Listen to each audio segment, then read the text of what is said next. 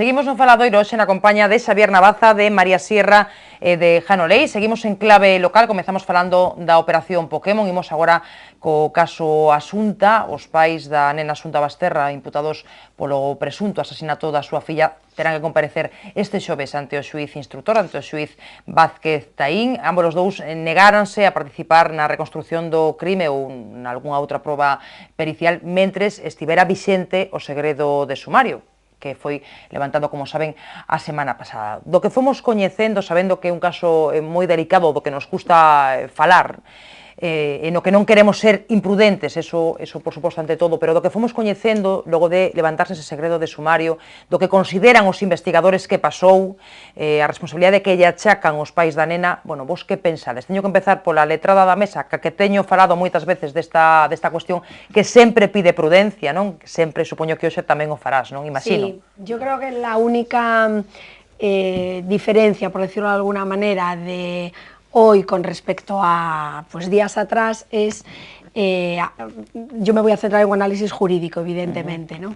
Es que los letrados de los dos imputados habían manifestado reiteradamente que no colaborarían con la justicia en tanto en cuanto no conociesen el contenido de las actuaciones. Ahora se ha levantado el secreto sumario, por lo tanto ya son conocedores, ¿no?, de todo lo que hay en el propio sumario, las propias actuaciones, y creo que lo único relevante es saber si este jueves, que es la primera comparecencia que se va a celebrar desde que ese secreto sumario se levantó, van o no van a cambiar su actitud procesal, es decir, si van o no van a colaborar con la justicia.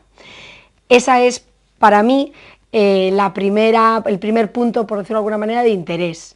Y el segundo es que, una vez que los dos imputados conocen la declaración del otro, es decir, una vez que los dos saben qué ha dicho cada uno del contrario, saber si van o no van a mantener su actuación, su declaración. Que puede haber cambios, ¿no? Sobre todo, y sin que esto sea una manifestación por mi parte a favor ni en contra de ninguno, sino, repito, meramente un análisis jurídico, creo que sobre todo tiene más intriga, si queremos decir un término así casi peliculero, desde la perspectiva de Alfonso Basterra, porque ha trascendido que su exmujer supuestamente afirmó que él tenía orfidal en su domicilio y que en ocasiones anteriores había suministrado a la niña unos supuestos polvos blancos. De ser eso cierto, que repito siempre que hay que ser prudentes, porque yo lógicamente las actuaciones no las vi, por lo tanto estoy hablando por lo que percibo a través de la prensa, de ser eso cierto,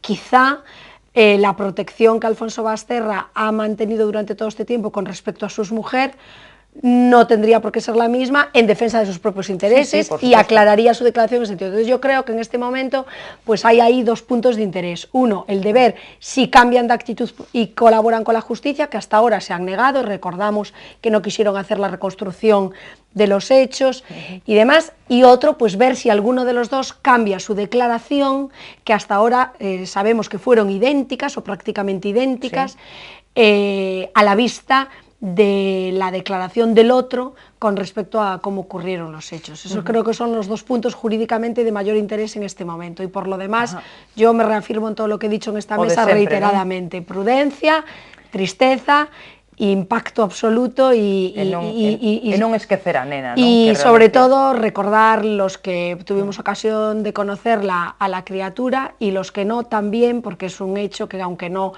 te toque de cerca, pues deja a todo el mundo conmocionado. De feito, a cidade segue conmocionada 2 meses despois dese asasinato. A ver, Jano, a túa sensación, a túa impresión, o fío do que di María, o fío do que se vai coñecendo. Eu creo que a dimensión xurídica do tema ven de explicarla María perfectísimamente, e polo tanto nada que decir, entre outras cousas tampouco eu son xurista. Por suposto tamén o tema da presunción de inocencia unha vez máis, porque todos temos na mente o caso Rocío Bánikov, e o que pasou en ese momento, todos condenamos a aquela señora Dolores Vázquez, galega, por certo, que vive fora agora, non? Vive fora de España, non? Tivo que marchar de España, non? A vivir fuera. Despois de ser condenada e logo absolta. Bueno, e non solamente Rocío Bánikov, o caso de Rocío pero Bánikov, ya estaba condenada socialmente de forma irreversible. Fai pouco este señor marroquí que pasou 14 anos no cárcere por unha violación que non cometera, etc. Que quero dicir que este tipo de cousas, por principio, por unha cuestión de principio, me gustaría ser prudente. É certo que hai moitos indicios que apuntan a certas culpabilidades que nos momentos se determinarán. En todo caso, eu creo que, obviada a cuestión xurídica, eu creo que a pregunta que se fai todo o mundo é por que ocurren estas cosas, por que nunha familia que reunía en principio, aparentemente, todas as condicións para que este tipo de cosas non ocurriran, pois ocurre. Bueno, e eu creo que a resposta, unha vez máis, a resposta está na natureza humana, é dicir, a xente ten que non hai respostas, diríamos, alleas a este tipo de consideracións. Todos temos unha doble natureza, Dr. Jekyll e Mr. Hyde, e ás veces en situacións límite, claro, o tema é que entendemos cada quen de nós por situación límite, pero hai situacións límite onde a natureza humana non sabe como pode responder. E como pode responder. Incluso calquera de nós postos en situacións límite non saberíamos como poderíamos responder. Está claro que estamos hablando de monstruosidades, pero de feito ocurren, porque ocorreu agora, hoxe mesmo, claro, e non tuvo tampouco a trascendencia mediática, pero hoxe mesmo estábase xulgando a un matrimonio de Lalín que matou a súa filla e que eles mesmos intentaron, e que en principio non había razóns obxectivas como para chegar a este tipo de monstruosidades. Bueno, pois ocurre e está dentro de nós, simplemente que este equilibrio que mantemos entre esta natureza mala e boa de Jekyll e Mr. Hyde, moitas veces se descompensa en determinado tipo de situacións e non sabemos moitas veces como se pode actuar. Sí, me permites únicamente decir que el análisis que acaba de hacer Jano, que es más humano, si quieres, lo hacemos todos a pie de calle. El tema es que jurídicamente es irrelevante. El por qué no tiene ningún tipo de trasfondo. O xuiz instructor, non? Unhas declaracións que foron moi comentadas tamén, non? O por qué non importa, non? Decía, importa el cómo, dónde, cuándo e quién. Que es lo que tiene trascendencia jurídica. Non necesariamente este tipo de cosas leva a perda da razón.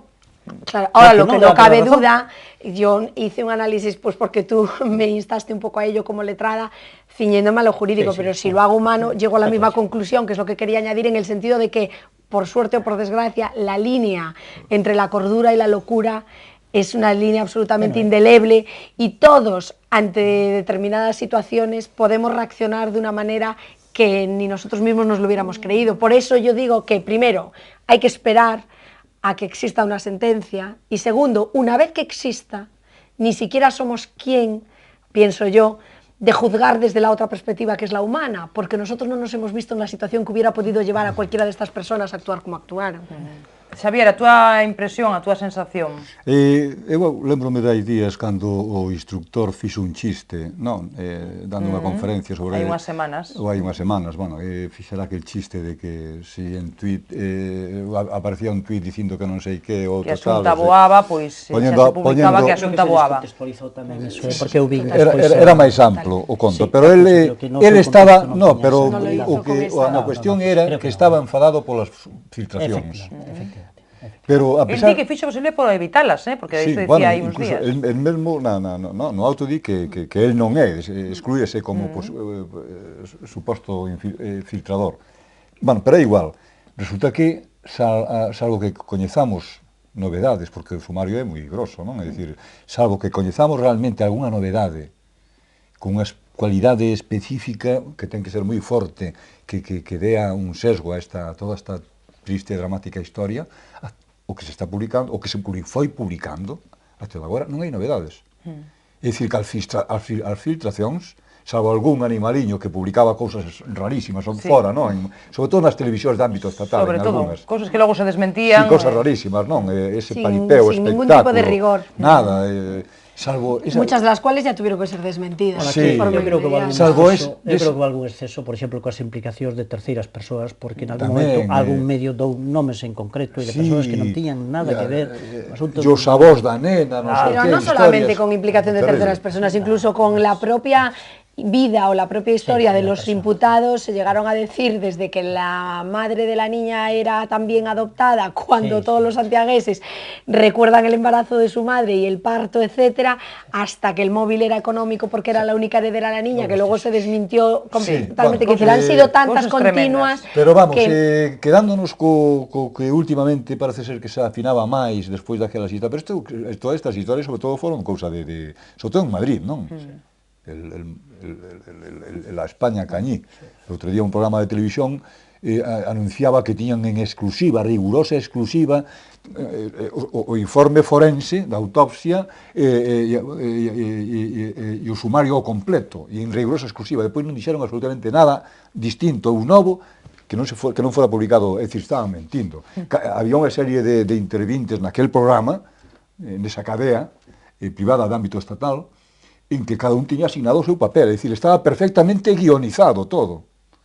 E supoño que tería moita audiencia, non sabemos, claro, pero perfectamente imagino guionizado. que sí, ¿no? Bueno, pois, a parte destas cousas, deixando aparte estas barbaridades, sobre todo nas últimas semanas, non? É dicir, realmente afinaron moito os medios periodísticos, os medios escritos, non? Afinaron moito, é dicir, porque salvo que agora, cando unha vez que xa teñen o sumario, todas as partes, salvo que agora empecen a salir algunhas cousas que teñen que ser decisivas, non? Teñen que ser algo para que xustifiquen o encarcelamento inmediato, o segredo do sumario, e todo isto, non? Y más sobre todo que tenemos que pensar una cosa, y es que por el tipo de delito que se le imputa a estas personas, claro, van a ser juzgadas por un con un popular, jurado. Claro. Y yo ya he dicho, eso es no me gustaría a mí yo ya he dicho ahí, en esta mesa y lo reitero porque me parece que lo primero es que tengo que ser coherente y sensata conmigo misma antes de criticar a los demás, que yo personalmente no podría formar parte de ese jurado. Y es verdaderamente complicado mantenerte al margen de todo lo que hemos estado percibiendo por tantos medios de comunicación, en la calle, no se hablaba de otra cosa, todo el mundo opinaba, todo el mundo te contaba que la conocía y que era y que no era, y que lo que hacían y lo que no hacían, y si antes era así. Bueno, yo escoité la sentencia un montón de veces, ¿no? Este tipo de cosas están empapando a una sociedad, miembros los cuales algunos van a formar parte de un jurado que va a tener en su mano, pues a lo mejor, lo que él decía, un caso Barnikov. Y eso creo que tenemos que hacer una reflexión. Por esa regla 3, o que se está cuestionando é a existencia mesmo do xurado. Eso mesmo ocurre en Estados Unidos, viven esas mismas condicións. É certo que se deron sentenzas moito máis que discutibles, como foi, por exemplo, o caso de O.J. Simpson, donde evidentemente aquel xurado estaba absolutamente mediatizado, porque declararon inocente a Simpson, e resulta que, bueno, estaba perfectamente demostrado que non era así. Pero bueno, quero dicir que eu creo que cando un é membro xurados, eu creo que responderá a un determinado tipo de perfil, donde un debe de actuar con máximo rigor e facer abstracción de todo o que escoitou ou leu e dedicarse exclusivamente ás probas que se poñen enriba da mesa en pleno proceso judicial, ¿no? Vamos a ver, la ley de jurado nace de la propia Constitución, quiero decir, la propia Constitución recoge el mandato de participación activa de la ciudadanía en la justicia y bastantes años se tardó en promulgar la ley del jurado. Su existencia, por lo tanto, es una existencia indiscutible porque es un mandato constitucional. Yo también comenté aquí en otra ocasión que sin ir al jurado, es decir, ciñéndonos a los tribunales profesionales, también se cometen errores y son profesionales porque evidentemente todos los cometemos, en nuestras esferas profesionales. Por lo tanto, el error no tiene que identificarse con el jurado y sin embargo no con un jurado profesional. Lo que ocurre es que la carga emocional que deriva del seguimiento mediático de la noticia, a mí me lleva a esa reflexión de yo no quisiera ser. Yo no quisiera ser por ese miedo a mí misma de decir hasta qué punto yo, que no soy profesional de la justicia, que no tengo pues esa imparcialidad que se le exige a un juez y que se le presupone, hasta qué punto yo sería capaz de tenerla, ¿no? Evidentemente no cabe duda que se elegiría a las personas que tengan ese perfil, si no, evidentemente no podrían ser. Yo creo que cuando estás en aquellas circunstancias te olvidas de todo lo que se ha escuchado. Pero que non é unha situación nada agradable. Tivemos recentemente tamén a sentenza do caso Bretón, non? Tamén ese xurado non o tivo que ter doado, non? Digo, por toda a información que trascendera, non? Sin embargo, parece que argumentan la sentencia, que estamos partiendo de la base de que dictan la sentencia, y en realidad ellos no dictan la sentencia, ¿no? La sentencia la dicta un juez.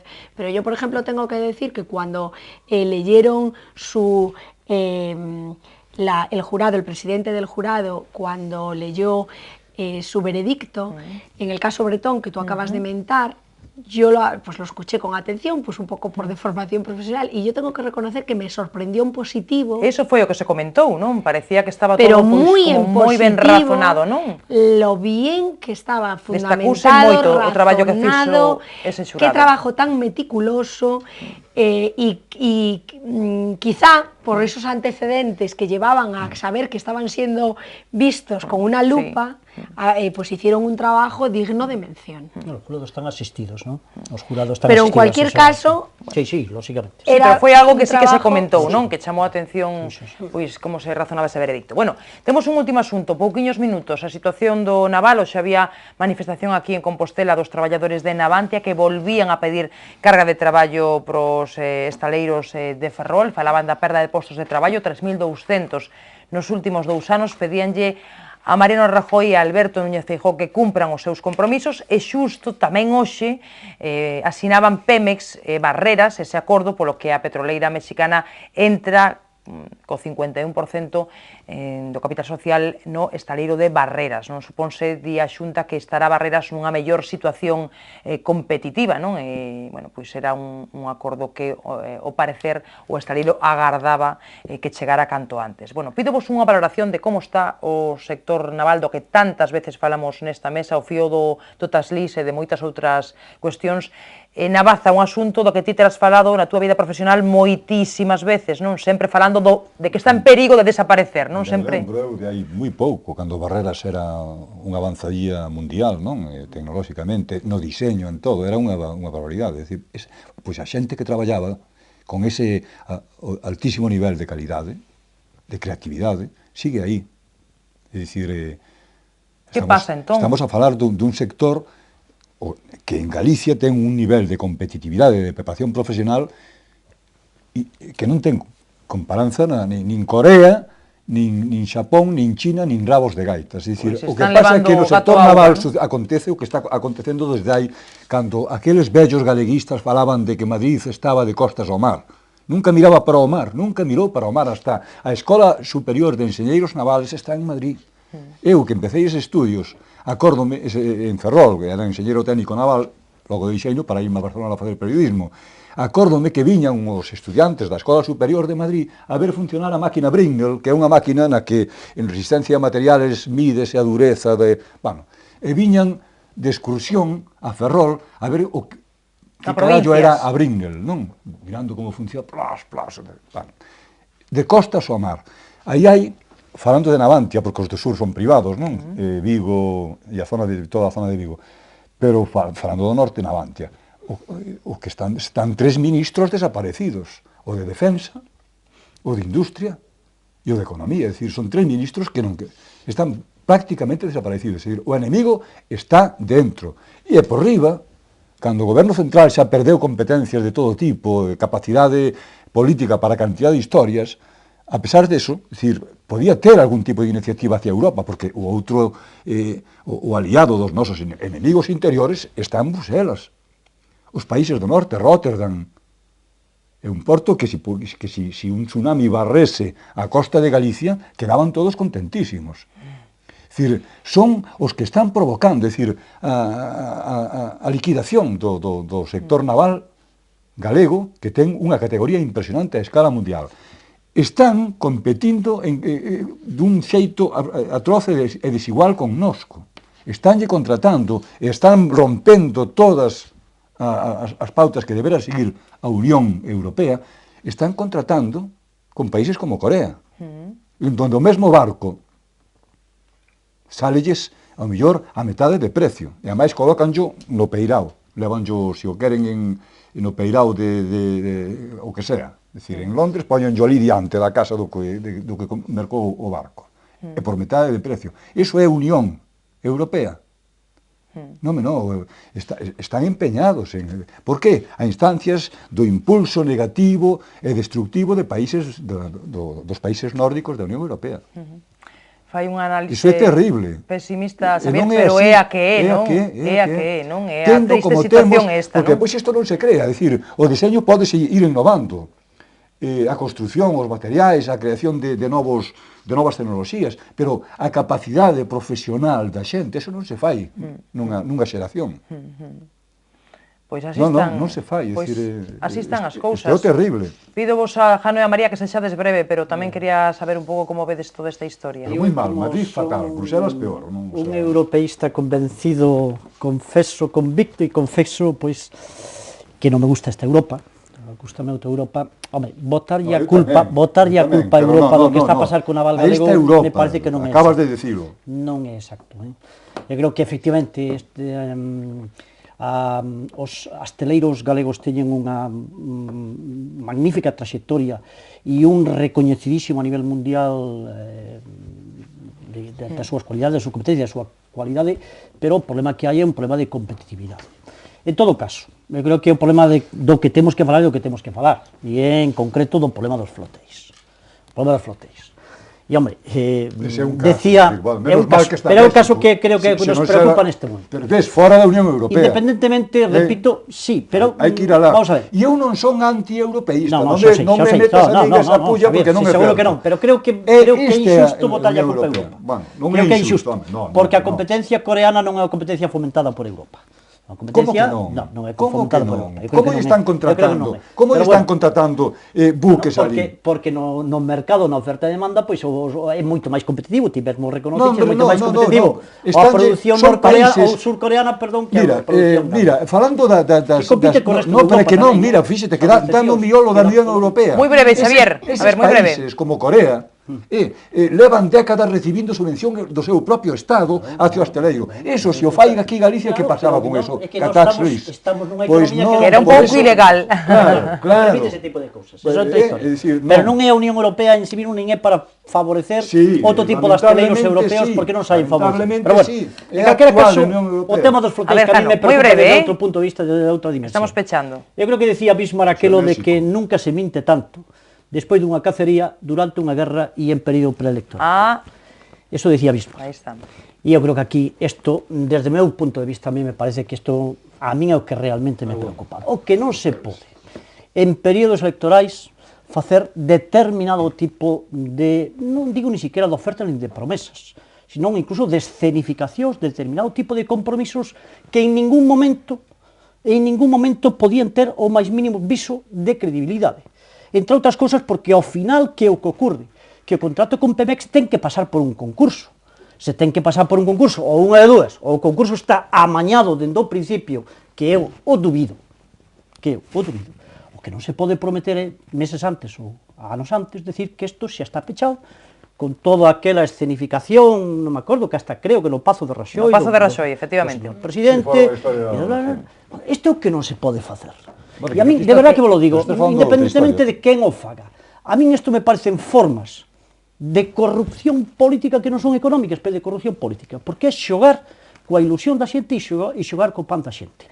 E, polo tanto, mira, eu creo que aquí deberíamos de recordar aquelo de Jonathan Swift, el arte de la mentira política, e eu creo que isto é algo que tamén temos que desterrar do noso escenario político. Como non vou estar de acordo en todo o que dis? Claro que sí, pero pasa que cambiaches mo guión. A ver, María, a ver que guión nos fai María nun minuto, que non teño tempo, porque hoxe imos xa pechando. Bueno, a ver, igual que hoy en día está prohibido realizar colocaciones de primeras piedras que llevaban a inauguraciones absurdas y ridículas de edificios que ni siquiera puedo decir que estaban previstos en periodos electorales o preelectorales. Yo creo evidentemente que si se confirma de una manera definitiva que ya no digo la promesa, porque es que fue más que una promesa, porque hubo un acto de firma. Es un anuncio, ¿no? Hubo un anuncio, verdaderamente, un acto formal, donde se escenificó una firma de un convenio que si no existiese finalmente, a ver, yo con independencia de la ideología de cada uno, hay datos objetivos que son indiscutibles y que sería lamentable y para mí de graves consecuencias políticas. Dicho eso, en este momento yo pienso en que hay 3.000 personas ciñéndonos a Ferrol que tienen sus puestos de trabajo en riesgo, en una zona, porque no solo la ciudad, sino que es más que la ciudad, una comarca, en donde lo grave es que está prácticamente basada en eso. Es decir, las consecuencias para la zona que se ve afectada por estos 3.000 puestos de trabajo serían gravísimas. Y además, ahondo todavía, sin que sea una zona que tenga una capacidad de reacción hacia otro sector laboral que pueda levantar. Si tú visitas Ferrol,